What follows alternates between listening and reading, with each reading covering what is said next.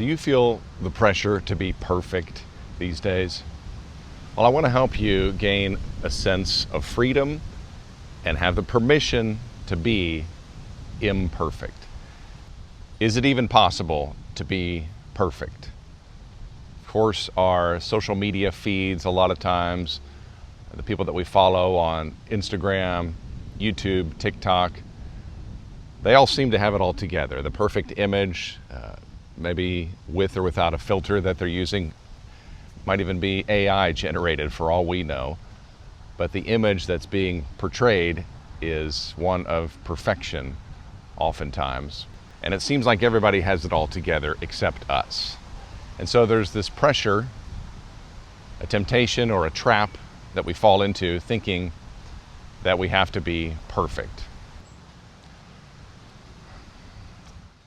I took the family to see Dude Perfect a couple weeks ago.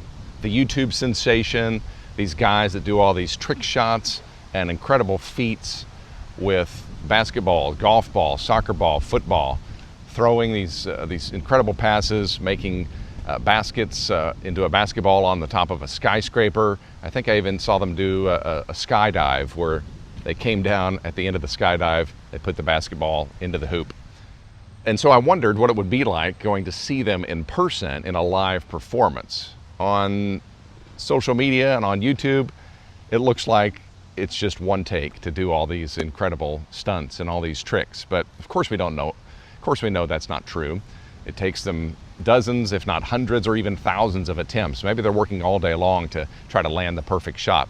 So I was wondering how they were going to pull this off in a live setting.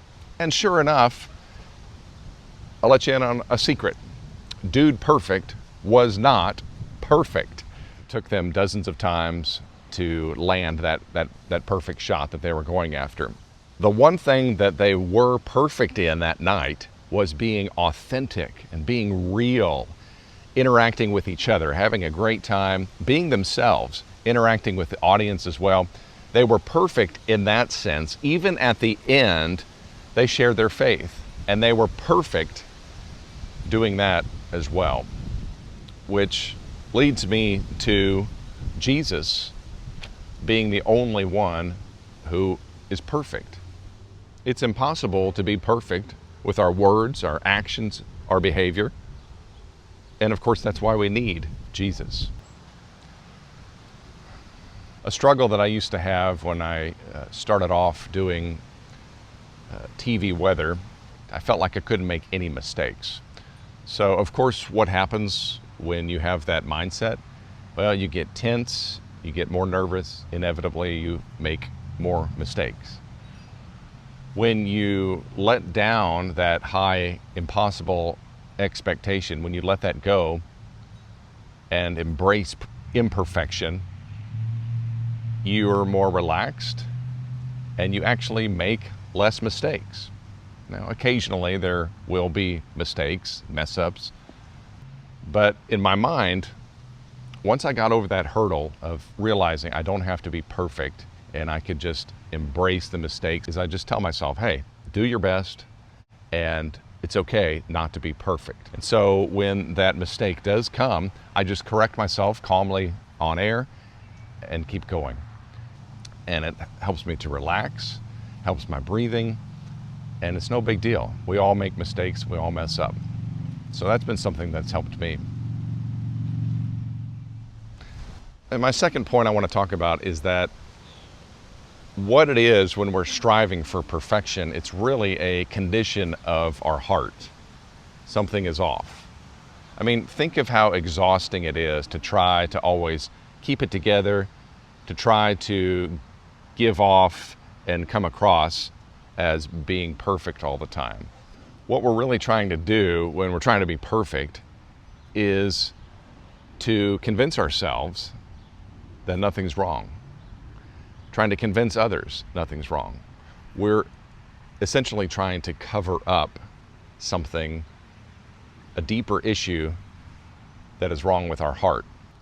And the issue is that we're ignoring our own sin. Just sit with that for a minute. Because when we're trying to be perfect, we're trying, in essence, to cover up our sin. We don't want anyone else to know. We don't want to be found out, whatever it may be, big or small. And we are working as hard as we can to cover that up and putting on this image of perfection. The Bible says that we have all sinned. The one who says that they haven't sinned is lying. Next, I want you to think about your closest relationships. Those relationships that accept you for who you are, imperfections and all. It's letting them into our inner circle. Again, it's probably a small group of people. Hopefully you have someone. But being imperfect and knowing, recognizing that we don't have it all together, it's a refreshing thing for a relationship. Being imperfect leads to better relationships. I've also struggled in thinking that I have to be perfect for God. Now, I accepted Christ about 25 years ago, and I am a totally different person because of what Jesus has done for me. And there is this sense of, well, I need to live the perfect life now when I became a Christian. And that's the farthest thing from the truth, because Jesus died for us sinners, imperfect people, and we don't automatically become perfect when we accept Christ. That won't ultimately come until we're in glory in heaven. We're going to continue to go through this process called sanctification to become more like Jesus, hopefully, but we're never going to be perfect like He is. So our only hope is to place our faith and trust in Him, especially when we realize we are imperfect, when we have messed up, and when we need Him the most. We need to allow room for others to be imperfect, and we need to allow ourselves to be imperfect, to have that weight lifted off of our shoulders, knowing that only true perfection comes in Jesus Christ, and we can have a relationship with Him through faith and through trust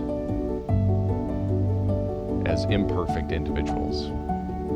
Hope that helps today. Be encouraged.